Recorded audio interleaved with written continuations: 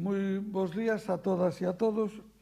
No medio desta Ponte do Pilar continuamos coas tarefas do día a día. Na Xunta de Goberno desta mañán houve diferentes licencias de vivendas. Tamén, quero dicilo, se desestimou a proposta de aprobación do estudio de detalle para modificar as condicións das fachadas dos chalés en Brandía.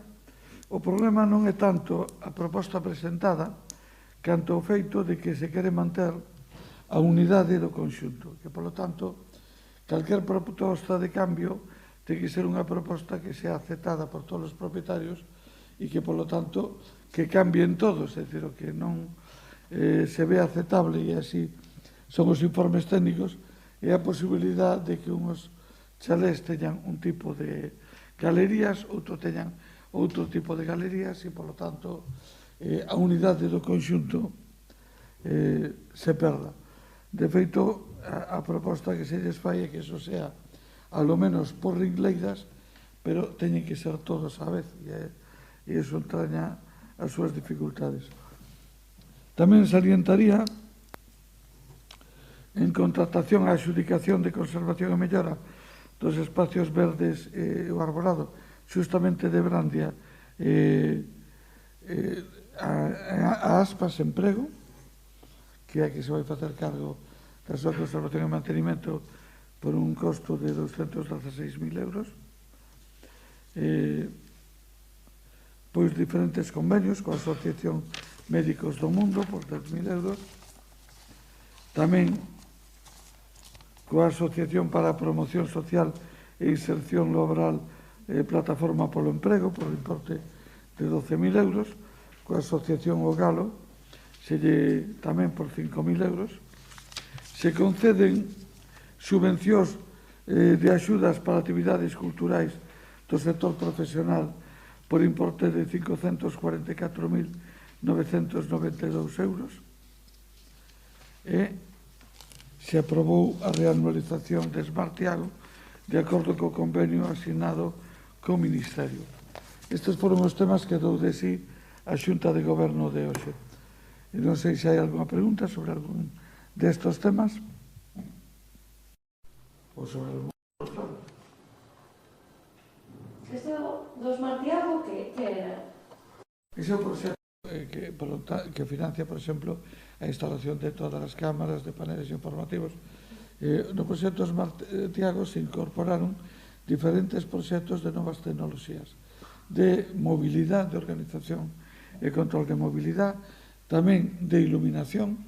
Na cidade histórica se están facendo probas de determinado tipo de luces que teñen un componente que evita a proliferación de musgos e líquenes nas fachadas, e tamén outra línea, por exemplo, para os novos contenedores de lixo, que é un elemento que permite detectar que tipo de lixo é o que se deposita, identificar os depositantes e unha serie de cuestións. Básicamente son esas tres líneas nas que se actuou: mobilidade, iluminación e tratamento e recollida de lixo. Alguna pregunta máis? O Partido Popular pide que se paralice a adxudicación dos quioscos para que se elimine a posibilidade de vender alcohol. Temporáneo. Veremos como se controla ese tema, pero desde logo o que coincidimos co Partido Popular é que ali non se debe vender alcohol.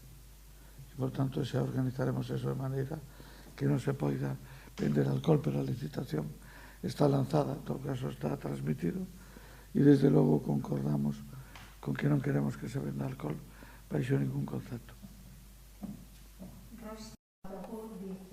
No tema de Brandía, que son algúns propietarios só, entón, os que demandan cambios nas fachadas?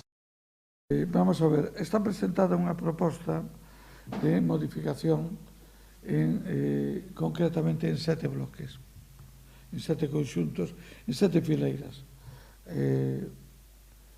Claro, o que se lles plantexa que deben garantir, en principio son 14 grupos de chalés, pois hai 7 que non presentaron isto, o que se debe garantir é que, alo menos, por fileiras completas, si se aproba unha modificación é para que a executen todos. Que claro, que ahora mesmo que se propón é que poidan convivir dous tipos de distintos, non? E tampouco que non podemos deixar fora de ordenación os que están legalmente que non queiran cambiar. Por tanto, aí deben buscar un acordo entre eles para ver se están todos de acordo con cambiar a vez ou non. Patricia da COPE pregunta: hai algunha novidade sobre o concurso para a reforma do campus? No, que está a concurso. Hai que esperar a que acabe o plazo e ver se se presentan, que ofertas se presentan. De momento ainda non sabemos. Igual que está novamente a concurso o edificio integral que se prevía no Parque de Belvís, están os dos. Por nos hostiles tamén quedará deserto, non? O plano... Eso xa se declarou deserto no seu día porque ninguna das dúas empresas que concurriron cumplía unha das determinacións do prego que probablemente debamos revisar, que era que obligaba a que o director do plan tiña que ter dedicación exclusiva a este plan. Eso non é habitual e, desde logo, co importe do plan tampouco parece que se cubrirá esa posibilidade. En feito, ninguna das dúas empresas ofertaba esa opción. Cando se vai a volver a revisar? Revisando o prego para ver se hai máis elementos que corregir. Eu supoño que inmediatamente salirá novamente a concurso. Pregunta de novo sobre os quioscos. E que solución pode haber para os quioscos? Porque se a licitación admite e o procedimento se mantén, poderán vendelo en referencia ao alcohol. Como podemos xestionar ese tema ainda non tuvemos tempo de aterrizalo, pero en principio vamos a buscar a maneira de que se garante que ali non se venda alcohol.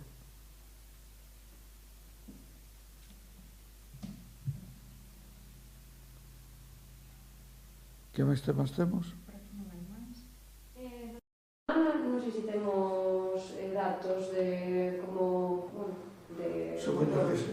Supoño que na página web os estarán a piques de colgar. Sí.